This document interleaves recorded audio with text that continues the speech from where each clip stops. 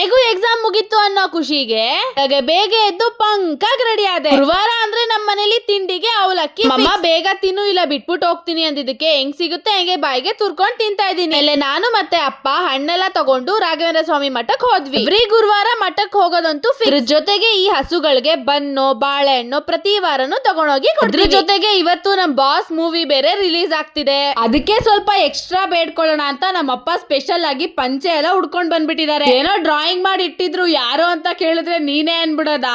ನೀವೇ ಎಲ್ಲ ಹೇಳಿ, ಈ ಡ್ರಾಯಿಂಗ್ ಯಾವ ಆಂಗಲ್ ಇಂದ ನಂತರ ಕಾಣಿಸ್ತಿದೆ ಅಂತ. ನಾನೇನೋ ಈ ಡ್ರಾಯಿಂಗ್ ನ ನಮ್ ಪ್ರಿನ್ಸೆಸ್ ಮಾಡಿದ್ದು ಅನ್ಕೊಂಡೆ.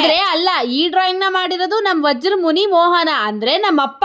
ಹೊತ್ತು ಮೆಡಿಕಲ್ ಅಲ್ಲಿ ಇದ್ದು ಆಮೇಲೆ ಪ್ರಮೋಷನ್ ಶೂಟ್ ಇತ್ತು, ಅದಕ್ಕೆ ಹೋಗಿದ್ದಾಯ್ತು. ಕೂತಿರೋ ಚೇರ್ ಎಲ್ಲ ಅಲ್ಲಾಡ್ತಿದ್ಯಲ್ಲಪ್ಪ ಅಂತ ಹೋಗಿ ನೋಡಿದ್ರೆ ಈ ಹುಡ್ಗ ಕೆಳಗಿಂದ ಚೇರ್ ನ ಅಲ್ಲಾಡಿಸ್ತಾ ಇದ್ದಾನೆ.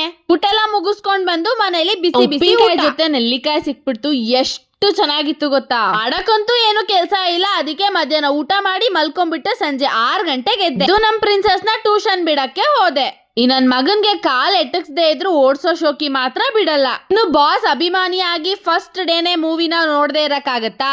ಅದಕ್ಕೆ ಯಾವ್ದಾದ್ರು ಥಿಯೇಟರ್ ಅಲ್ಲಿ ಸಿಗ್ಲಿ, ಲೋಕಲ್ ಆದ್ರೂ ಆಗಿರ್ಲಿ ಅಂತ ಫಸ್ಟ್ ಡೇ ನೋಡಿಲ್ಲ. ಬೇಗ ಹೋಗಿ ನೋಡಿ, ಮೂವಿ ಮಾತ್ರ ನೆಕ್ಸ್ಟ್ ಲೆವೆಲ್ ಆಗಿದೆ. ಮುಗಿಸ್ಕೊಂಡ್ ಮನೆಗೆ ಬರೋ ಅಷ್ಟೊತ್ತಿಗೆ 11:30 ಆಗಿತ್ತು. ಮೂವಿ ಬಗ್ಗೆ ಕಂಪ್ಲೀಟ್ ವಿಡಿಯೋ ನನ್ನ ಯೂಟ್ಯೂಬ್ ಚಾನಲ್ ಅಪ್ಲೋಡ್ ಮಾಡಿದೀನಿ, ಮಿಸ್ ಮಾಡದೆ ನೋಡಿ. ಸಿಂಚನಾ ಮೋಹನ್ ಬ್ಲಾಗ್. ಇವತ್ತಿಗೆ ಇಷ್ಟು ಕಿತ್ತು ದಬಾಕಿದ್ದೀನಿ, ನಾಳೆ ಕಿತ್ತು ದಬಾಕದನ್ನ ವಿಡಿಯೋ ಅಪ್ಲೋಡ್ ಮಾಡ್ತೀನಿ. ಬಾಯ್ ಬಾಯ್.